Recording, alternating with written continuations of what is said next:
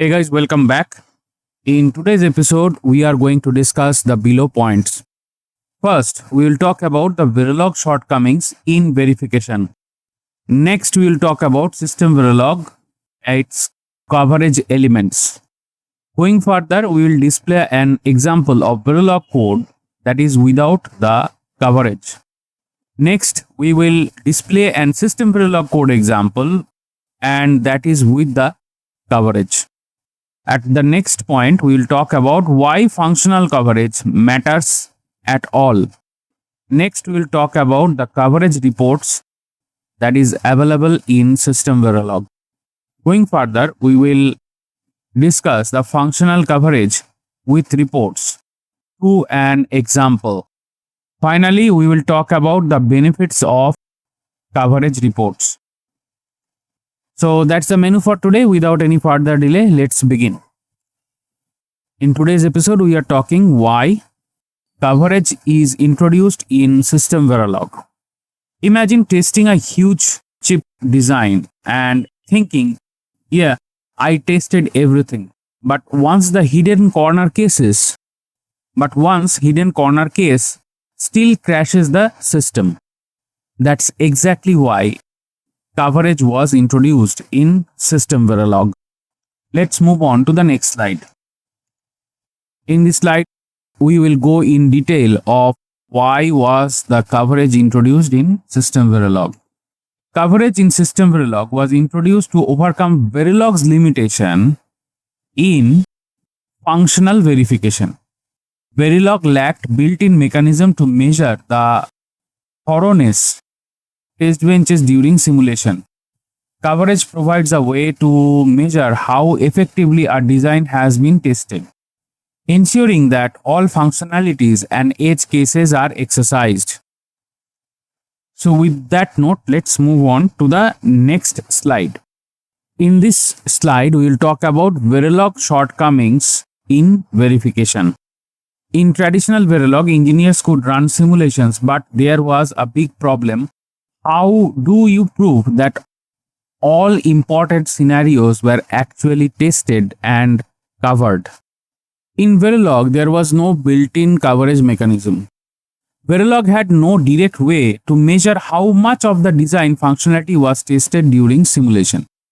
Verification engineers had to rely on manual assertions and ad hoc checks to ensure test completeness, which was error-prone and time-consuming. We'll move to the next point. Lack of functional coverage. Verilog could only measure code coverage like line, toggle, and branch coverage, which focuses on whether the code was executed. However, it did not track functional coverage, which checks whether specific design behaviors, that is scenarios, data combinations, were exercised and verified. The third point is test bench scalability issues. In large designs, creating a manual check for every possible condition or corner case is impractical, cumbersome, and error-prone. Verilog lacked randomization and constraint solving capabilities, making it hard to generate diverse test scenarios. So these are very straightforward things that we can understand that what the Verilog lacked.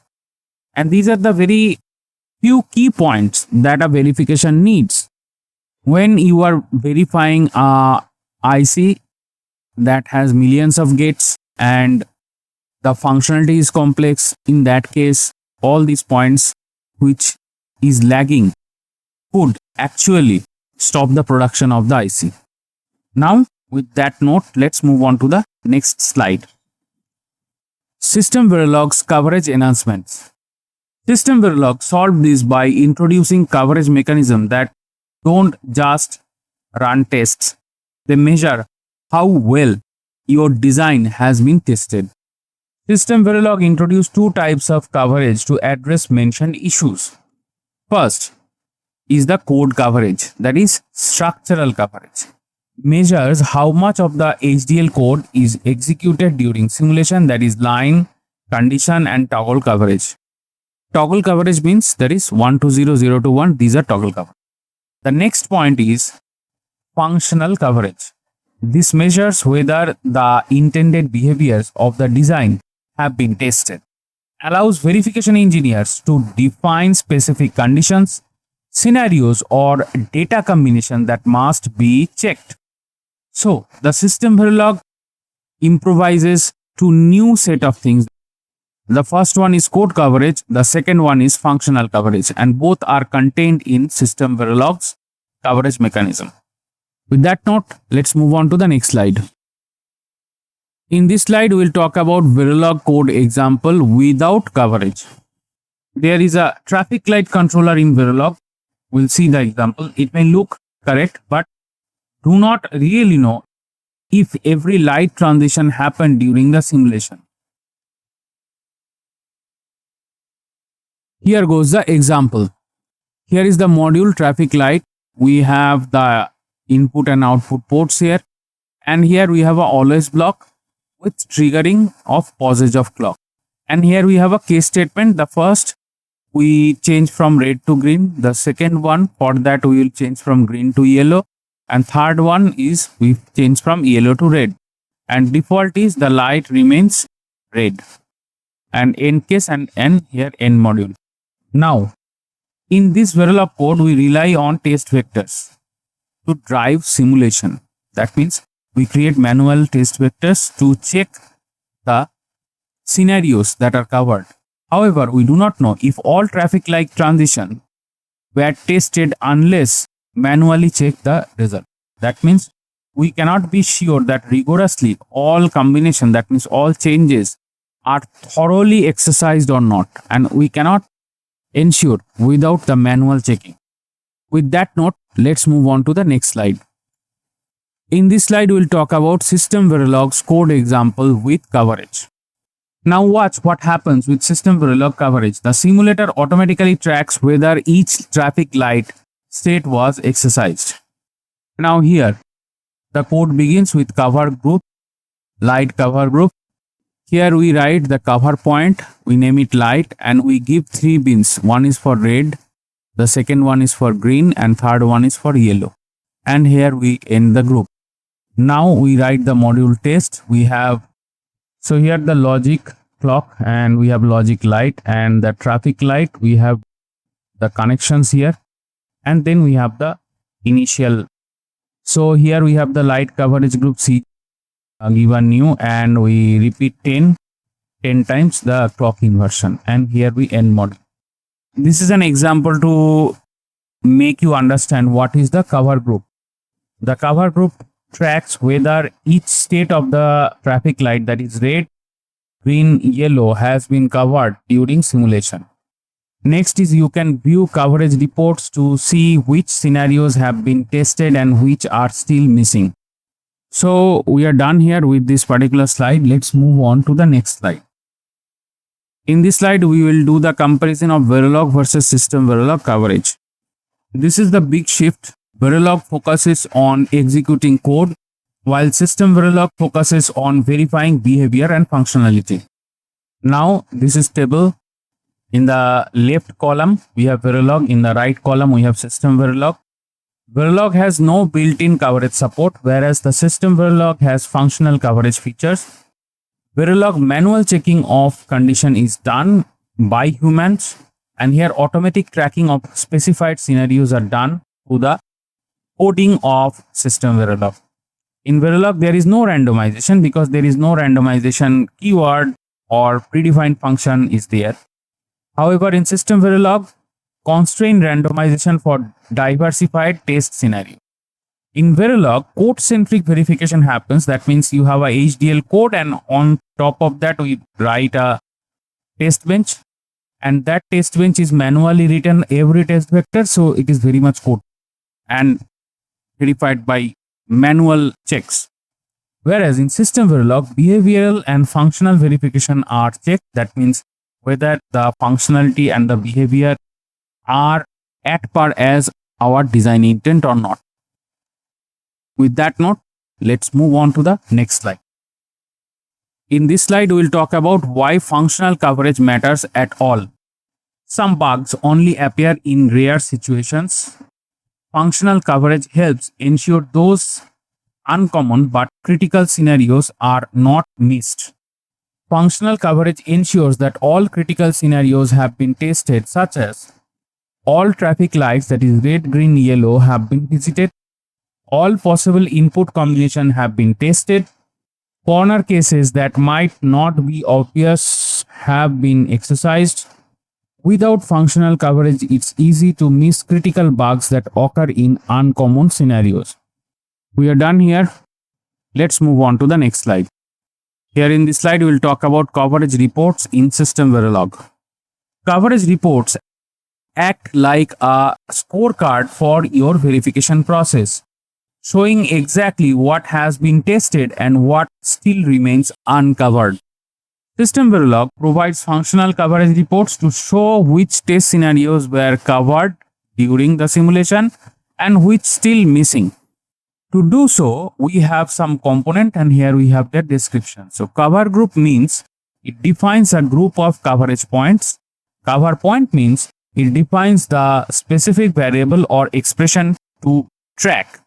Bins represents ranges or values of a cover point, and cross coverage means checks combination of multiple cover points.